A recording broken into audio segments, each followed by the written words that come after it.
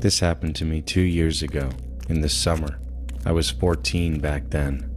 I lived in a small town in Estonia. I have a best friend, let's call him Stan. Stan lived right next door. Stan and I really loved exploring in the forest. We would often find some really cool places. One day, we decided to visit an old mansion that was located in the middle of the woods, and behind it was a big, beautiful lake.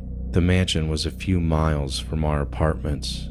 We started walking there, and while walking, we joked about the manor, how we would see ghosts and abnormal things. When we arrived at the manor, it gave really bad vibes. My friend noticed it and told me that it felt very creepy and that we should go. I told him not to be such a pussycat, and we went inside. Biggest mistake of my life. The mansion did not have stairs, so we had to climb up through the window. When we were inside, I don't know what happened, but I got chills, like someone was watching us. We went to the second floor. It was all covered in rocks. My friend started to slowly lose it. He wanted to leave so badly. I told him, Wait. We haven't finished going to the attic.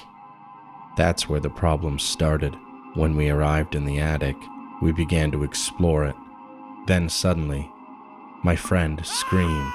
I flinched and asked him what was going on, but I could barely finish my sentence when I saw a woman hanging from her wrists.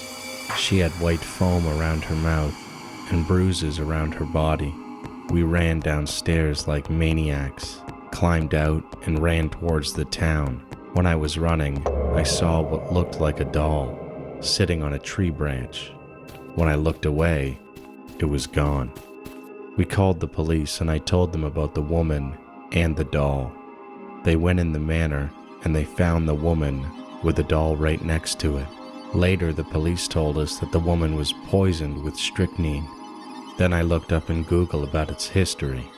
The manor belonged to a very rich family in the 1900s, and the mansion was abandoned because the wife was a serial killer who poisoned at first her whole family and then all of her relatives. And guess what she always left behind? A doll.